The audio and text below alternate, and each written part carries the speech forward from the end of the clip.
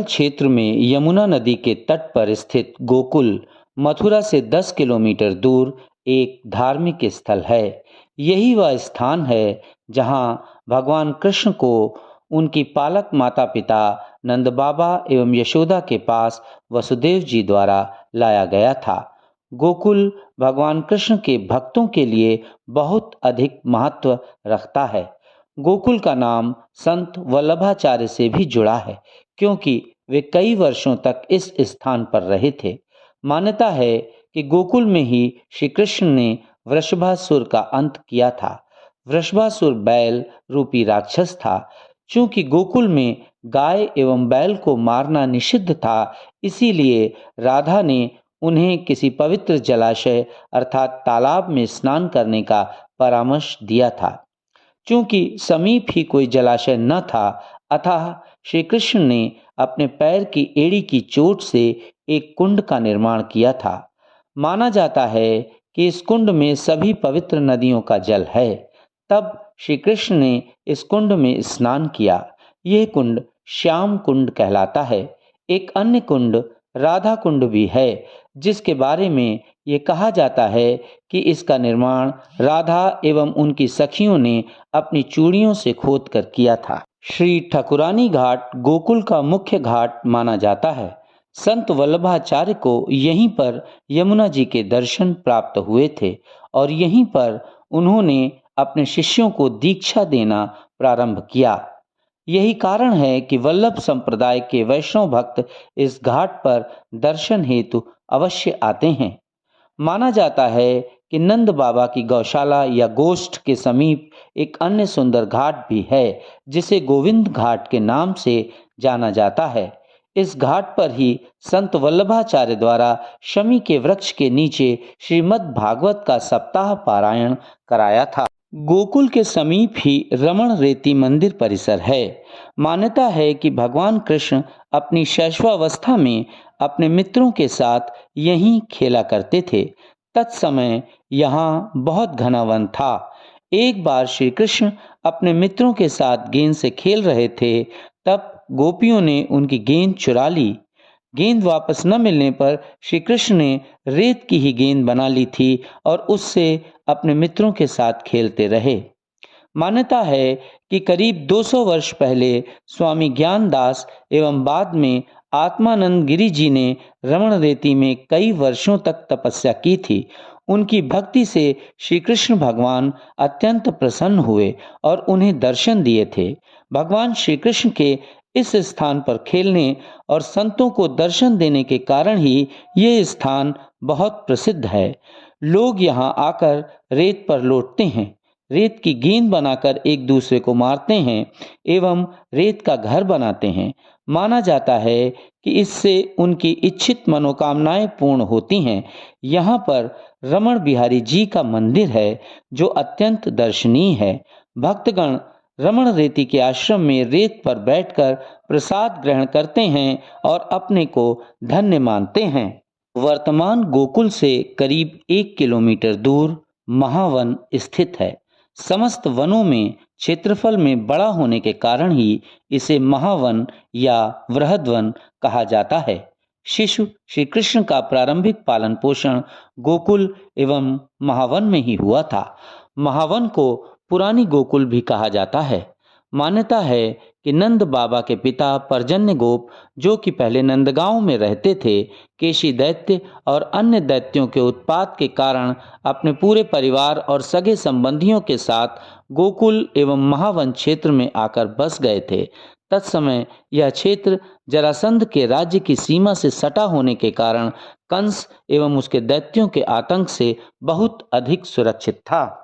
महावन के दर्शनीय स्थलों में नंद भवन प्रमुख है, जिसमें श्री कृष्ण एवं बलराम का शैशव व्यतीत हुआ था। यहीं नंद भवन में ही पूतना उद्धार स्थल भी है। मान्यता है कि स्त्री का वेश रखे पूतना अपने स्तनों में कालकूट विष लगाकर नंद भवन पहुंची और माता यशोदा से मिलकर उसने श्री कृष्ण को गोद में खिलाने की इच्छा व्यक्त की। माता यशोदा द्वारा अनुमति प्रदान करने पर वह शिशु कृष्ण को गोद में उठाकर स्तनपान कराने लगी। कृष्ण ने स्तनों के माध्यम से उसके प्राण ही चूस लिए और गोकुल को पूतना के आतंक से मुक्त किया। नंद भवन में ही दूसरा महत्वपूर्ण स्थल शकट भंजन स्थल है। माना जाता है कि एक बार श्री कृष्ण छकड़े के नीचे अपने पालने में सो रहे थे। उसी समय कंस द्वारा भेजा गया शकटासुर, जो कि हिरण्याक्ष दैत्य का पुत्र उत्कच था, उस छकड़े को दबाकर श्री कृष्ण को मारने का प्रयास करने लगा। तब श्री कृष्ण ने अपने एक पैर के प्रहार से ही उसका वध कर दिया। दधि मंथन स्थल पर माता यशोदा दूध से दही और माखन निकाला करती थीं। एक बार माता यशोदा इसी स्थान पर श्री कृष्ण को दही और माखन खिला रही थीं कि अचानक आग पर रखा दूध उफनता देखकर वह उसे उतारने के लिए चली गईं। तो श्री कृष्ण ओखली को उल्टा रखकर एवं उस पर चढ़कर माखन एवं दही निकाल कर खाने लग गए। इस प्रक्रिया में काफी माखन जमीन पर भी फैल गया। माता यशोदा ये देखकर क्रोधित हो गईं और उन्होंने जिस ओखल पर श्री कृष्ण खड़े होकर माखन एवं दही खा रहे थे, उसी से उनको बांध दिया। श्री कृष्ण उस ओखल से बंधे बंधे बाहर आ गए और नंद भवन के समीप ही लगे यमलार्जुन वृक्षों के बीच में ओखल को फंसा लिया। ये दोनों वृक्ष नल कुबेर के 2 श्रापग्रस्त पुत्र थे, जिनकी मुक्ति श्री कृष्ण द्वारा ही होनी थी। श्री कृष्ण ने उन वृक्षों को गिराकर नल कुबेर के पुत्रों को श्राप मुक्त किया। नंद भवन के समीप ही स्थित 84 खंबा मंदिर अत्यंत दर्शनीय स्थल है। यहीं पर श्री कृष्ण का नाड़ी छेदन हुआ था। समीप ही मल्ल तीर्थ है। यहाँ पर गोपियां दही, माखन एवं लड्डू का लोभ दिखाकर श्री कृष्ण एवं बलराम के मध्य मल्ल युद्ध कराया करती थीं। नंद भवन से 1 मील अर्थात करीब 1.5 किलोमीटर पूर्व में ब्रह्मांड घाट स्थित है। इसी स्थान पर श्री कृष्ण ने अपने सखाओं के साथ खेलते हुए मिट्टी खाई थी। बलराम एवं सखाओं ने माता यशोदा से इस बात की शिकायत की। माता यशोदा के आने पर श्री कृष्ण ने उन्हें अपना मुंह खोलकर दिखा दिया। माता यशोदा को मुंह में मिट्टी तो न दिखी, अपितु पूरा ब्रह्मांड दिख गया। माता यह देखकर बेहोश हो गईं। चूंकि यमुना नदी के इस स्थल पर माता यशोदा को श्री कृष्ण के मुख में ब्रह्मांड के दर्शन हुए, इसीलिए यह घाट ब्रह्मांड घाट के नाम से प्रसिद्ध हुआ। यहाँ के मंदिर में मिट्टी के पेड़ों का भोग भगवान को लगाया जाता है और यही प्रसाद भक्तों को दिया जाता है। ब्रह्मांड घाट के समीप ही चिंताहरण घाट है, जहाँ पर चिंताहरण महादेव का अत्यंत प्राचीन शिवलिंग अवस्थित है। श्री कृष्ण के मुख में ब्रह्मांड दर्शन के बाद माता यशोदा ने इन्हीं चिंताहरण महादेव से श्री कृष्ण के कल्याण हेतु प्रार्थना की थी और उन पर यमुना नदी का जल चढ़ाया था। तभी से यह मान्यता है कि जो भी भक्त इस मंदिर में भोलेनाथ को लोटे या बाल्टी से जल चढ़ाएगा, उसकी समस्त चिंताएं दूर हो जाएंगी। ब्रह्मांड घाट के ठीक दूसरे किनारे पर कोले घाट है।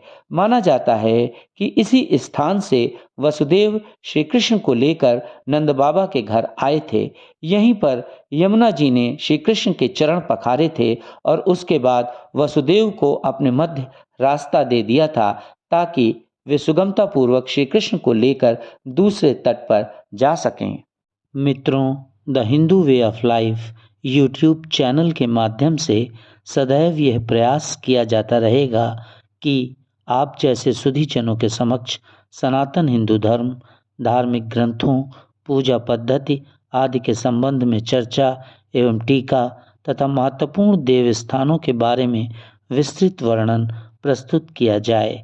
कृपया चैनल को सब्सक्राइब और वीडियो को लाइक करें। बहुत बहुत धन्यवाद।